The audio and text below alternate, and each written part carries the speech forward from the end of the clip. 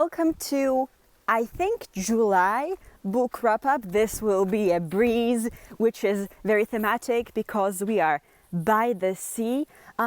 Today I'm here to represent the people who don't read the booktubers amount of books, because last month I read 2 books.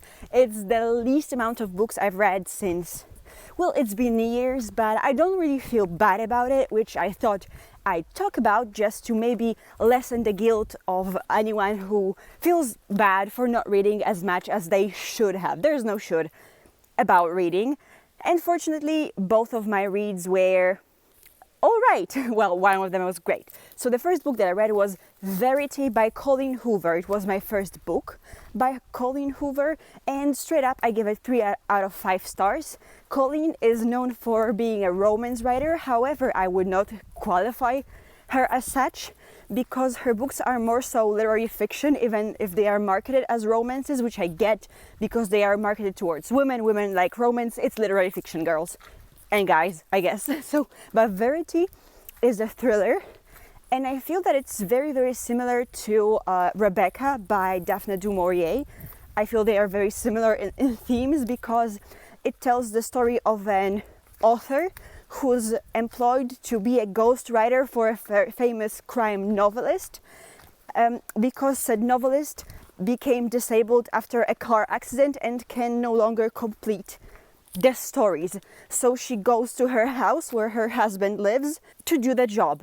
And the feeling of a character getting into a gothic looking manner, into a gothic manner where the shadow of the previous, well, of the wife looms in every corner, and being just overwhelmed by the sheer magnitude of the greatness of the woman who was the lady of the house before her, is just essentially the same vibe, of done a bit worse, than we get in Rebecca. Still, I feel Verity is a very serviceable read. Verity is the name of the disabled author, by the way. I am very fond of the name. Verity means truth, and it is also a name that is very important in one of Agatha Christie's books. So I was getting Agatha Christie vibes because of references, and Rebecca by Daphne du Maurier vibes because of the theme. And I guess that's it. It is a very short read. Ew, a bug.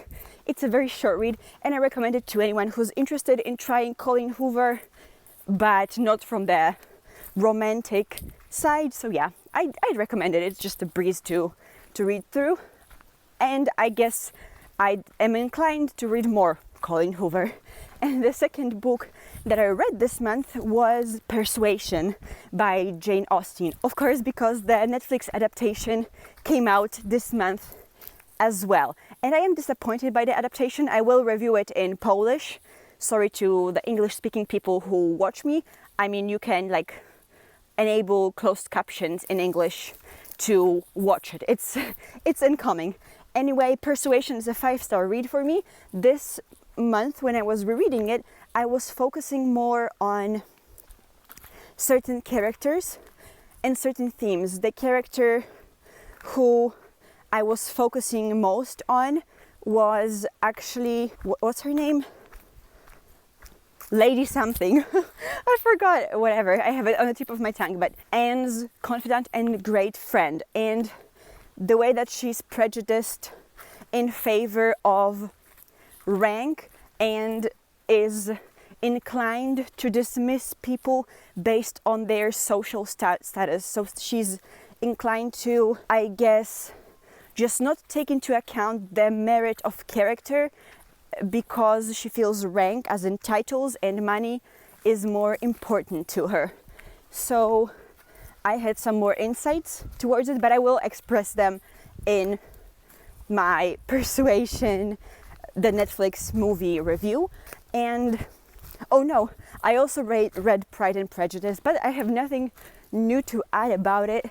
No, I do have something new to add about it. So I read 3 books, and Pride and Prejudice I listened to as an audiobook, and my newer insights were that I noticed this time that we see a lot of the story from the perspective of Elizabeth, who's I won't say an unreliable, but a biased narrator. So her perspective is the one that we perceive the story through.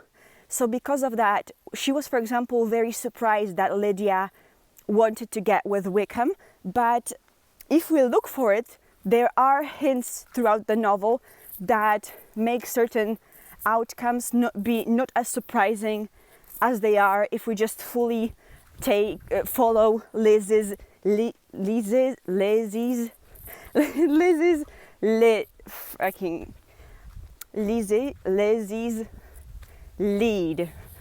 I'm sorry. Her lead in general. I'm sorry. So it is a 5-star read as always, but just Jane Austen was such an ingenious writer, so it gives me great pleasure to just discover new aspects of her writing. But I do not do it by myself. I rely heavily on the insights of Dr. Octavia Cox, who's a doctor of, I don't know, literature, I guess. I will link her channel in the description box, so you'll be able to listen to her lectures on YouTube as well, which I really, really recommend. They are all in English. And with that, I am signing off, to be honest. So be on the watch out on the Persuasion and Polish review, and check out all my social media, which are linked in the description box below. So yeah, bye bye.